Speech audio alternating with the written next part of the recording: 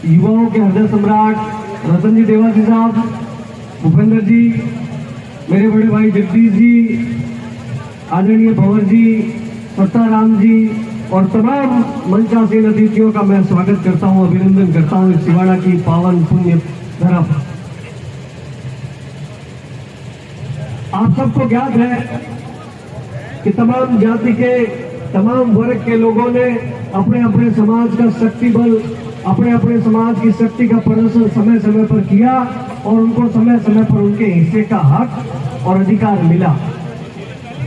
दुर्भाग्यपूर्ण ये रहा कि हम लोग जंगल में निवास करते हैं क्योंकि हमारा पशुपालन व्यवसाय रहा, सफेद धन से प्रेम करने वाले लोग हैं, तो हम लोग अमूमन समय जो है सत्ता की गलियों से, सत्ता के चौबारों से और इन सरकारी दफ्तरों से दूर रहे और हम जंगलों में अपने जीव को लेकर उसकी रक्षा में लगे रहे, हम प्रकृति की उपासना करते रहे। लेकिन ये लोकतंत्र है, 21वीं सदी है और वक्त का तकाजा यह है, अगर आपने इस कालखंड में अपनी शक्ति का, अपनी संख्या का, अपने सामर्थ्य का प्रदर्शन नहीं किया तो ये सत्ता में बैठे हुए सत्ताधीश आपको कुछ नहीं देंगे, आपको वंचित रखेंगे, आपको शोषित रखेंगे।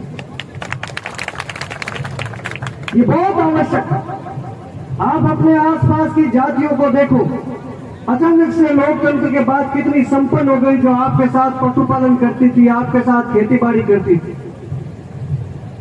ये हुआ कि उन्होंने लोकतंत्र को समझा, लोकतंत्र में अपनी भागीदारी को बना के रखा और वो लोकतंत्र में बढ़ चढ़कर हिस्सा लेने लगे तो उनको उनके हिस्से का हक और उनको हिस्से का अधिकार मिल गया। हम लोग ये चर्चा, अभी मुझसे पूर्व वक्ताओं ने कहा कि 20 साल पहले अगर ये हुआ होता, ओम जी ने कहा प्रोफेसर साहब ने कि 20 साल पहले अगर ऐसा हुआ होता तो शायद आज ये दिन नहीं देखना पड़ता। मगर जब जागे तभी सवेरा। हम सौभाग्यशाली लोग हैं कि हमारे हिस्से ये जिम्मेदारी आन पड़ी है कि अब हमको बीड़ा उठाना है और समाज की आने वाली पीढ़ी को जो दुख हमने झेले वो नहीं झेले, इसके लिए कटिबद्ध होकर काम करना। सिवाड़ा में समाज बहुतायत निवास करता है। लगातार सत्ताराम जी और भंवरलाल जी प्रयास कर रहे हैं, आप लोगों के दुख में, सुख में हर संभव मदद आप लोगों के करने के लिए तत्पर रहते हैं।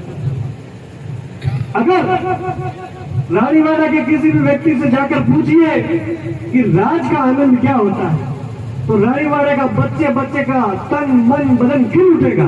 वो याद करेगा वो स्वर्णिम काल जब रतन जी की आवाज राजस्थान की विधानसभा में गूंजती थी।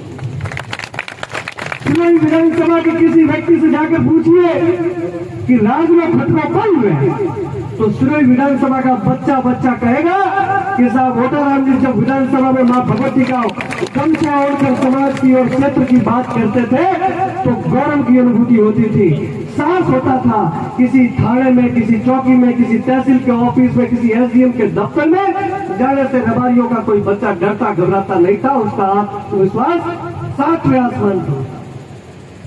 आप एक बार इस विधानसभा क्षेत्र से किसी एक व्यक्ति को चुनकर भेजना, उसके बाद मैं बताऊंगा आपके घर घर में विधायक पैदा हो जाएगा। बात दरअसल ये है कि हम ये समझते हैं कि हमारे बीच में बैठा व्यक्ति कैसे पंचायत समिति का सदस्य बन सकता है, कैसे प्रधान बन सकता है, कैसे विधायक बन सकता है।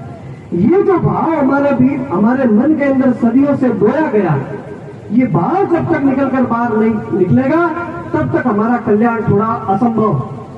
मुझे लगता है 3 से 4 रोज पहले सिवाड़ा विधानसभा की मीटिंग को लेकर चर्चा हुई, 5-7 रोज पहले, और इतनी बड़ी संख्या में, और बड़ी बात यह कि पीछे के पंडाल में माताएं बहनें भी बैठी है।